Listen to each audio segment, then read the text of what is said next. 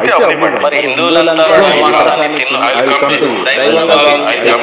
చూడండి, ఒక విషయం అయితే నేను మీకు చెప్తాను. అదేంటంటే నేనైతే ఏం చెప్తానంటే, ఏదైతే గో మన ఆవు ఏదో జంతువు ఉందో దాన్ని మీరు జాతీయ జంతువుగా మీరు ప్రకటించండి.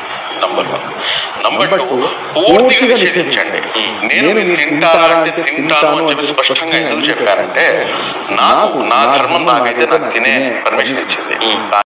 చూసారుగా మిత్రులారా, ఒక ముస్లిం అయ్యుండి కూడా అతను మీ వల్ల అయితే మీకు సాధ్యమైతే గోవుని జాతీయ జంతువుగా ప్రకటించేయండి లేదా పూర్తిగా నిషేధించండి, మీ వల్ల అయితే ట్రై చేసుకోండి, నేను మాత్రం మాన్ను, నా ధర్మం నాకు తినమని చెప్పింది, నేను ఏదైనా తింటాను అని అతను చాలా క్లారిటీగా ఉన్నాడు.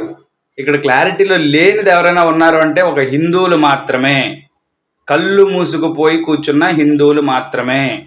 హిందూ సంఘాలు కూడా, ఎన్నో పోరాటాలు చేస్తున్న హిందూ సంఘాలు సెంట్రల్ గవర్నమెంట్ ఏదైతే బీజేపీ పార్టీ ఉందో ప్రత్యక్షంగా కానీ పరోక్షంగా కానీ హిందూ ధర్మానికి ఏదన్నా పార్టీ సపోర్ట్ చేసిద్ది అంటే అది కేవలం బీజేపీ పార్టీ మాత్రమే.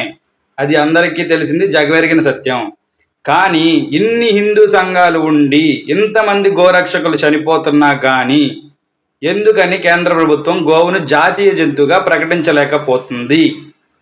దయచేసి మిత్రులారా, అందరూ కూడా ఇవాళ నుంచి మనది ఒకటే నినాదం, గోవుని జాతీయ జంతువుగా ప్రకటించేంత వరకు, ఈ వీడియో సెంట్రల్ గవర్నమెంట్కి చేరేంత వరకు కూడా షేర్ చేస్తానే ఉండండి.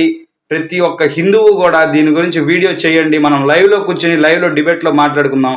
ఖచ్చితంగా గోవుని జాతీయ జంతువుగా ప్రకటించాలి. ప్రకటించేందుకు మనం దేనికైనా సిద్ధం, దేనికైనా ముందుకెళ్దాం. జై శ్రీరామ్, హర హర మహాదేవ్.